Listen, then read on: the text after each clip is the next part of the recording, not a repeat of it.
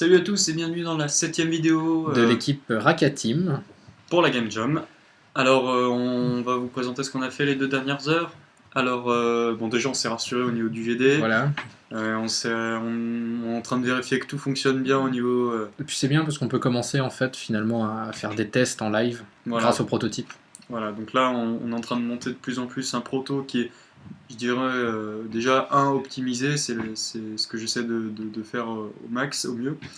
Et surtout d'avoir un proto-cube qui fonctionne bien. Et où on puisse s'amuser avec. Si on peut pas s'amuser en cube, c'est qu'il y a un problème quelque part normalement. Et ensuite, on intégrera des assets qu'on monte parallèlement. Alors justement, concernant la création de l'univers, bon, j'avais déjà commencé à faire 2-3 petites modèles au début. Pour l'instant, j'ai mis en pause pour avoir fini le protocube parce qu'on a eu une grosse vague de chaleur en termes du GD, est-ce que ça allait fonctionner ou pas. Mais disons que là, maintenant qu'on est presque sûr et certain que le GD fonctionne, on aimerait y jouer, et là ça se précise de plus en plus, ça devient de plus en plus jouable, et on découvre de plus en plus de nouvelles interactivités, nouvelles interactions, etc. qui en découlent. Voilà, donc on découvre un peu le méta-gameplay de notre... Donc finalement on a un peu restructuré l'équipe, c'est-à-dire que moi je vais m'occuper de faire des sketchs de l'univers, la colorimétrie, etc. De créer vraiment un univers, parce que il va bien falloir un jour que nous aussi on passe dans les news.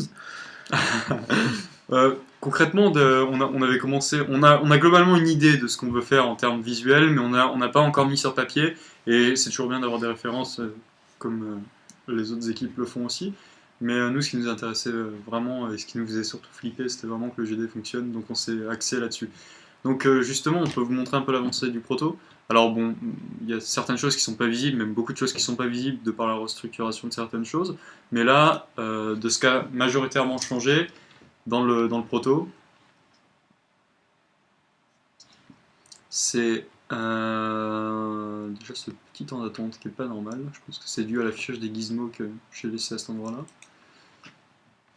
Et donc, en fait, quand on place un objet pour une flèche, pour changer la direction des passagers, ils vont rentrer dans leur bouche de métro, et celui qui est en premier, que vous voyez qui est sélectionné ici, va revenir en premier. Ensuite, on a le deuxième qui va passer, le troisième qui va passer, et ensuite ça va en rajouter un quatrième, ce qui fait que c'est l'augmentation de la file indienne qu'on avait précisé dans la vidéo précédente. Voilà.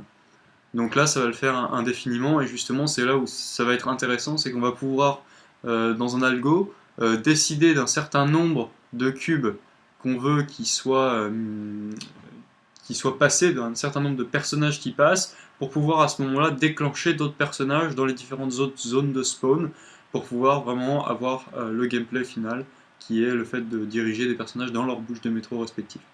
Voilà, donc pour l'instant, c'est tout prêt, il ne manque plus qu'à... Bon là, je pense que ça va être essentiellement du copier-coller de cubes dans Unity, et 2-3 petits ajustements au code, mais bon là, on est proche du core gameplay en termes du core gameplay, disons sans le train sur le côté qui passe toutes les temps de secondes. Voilà, et puis après on commencera à faire des phases je pense, de playtest entre nous pour voir, jouer une dizaine de minutes à peu près au jeu, voir qu'est-ce qui va pas, qu'est-ce qu'on peut améliorer, etc. je pense. Ça nous permettra de faire une pause, et surtout ça nous permettra de vérifier que tout fonctionne, et si on n'a pas surtout des petites idées en plus qui seraient simples à rajouter. Voilà. Donc voilà. Une fois qu'on aura terminé le proto, on va vraiment se concentrer sur la création de l'univers et sa représentation en 3D. Mais pour tel que c'est parti, on a dans l'espoir d'être dans les temps pour réussir à fournir un prototype complet. Voilà. Eh bien, merci beaucoup, et puis à la prochaine. À la prochaine.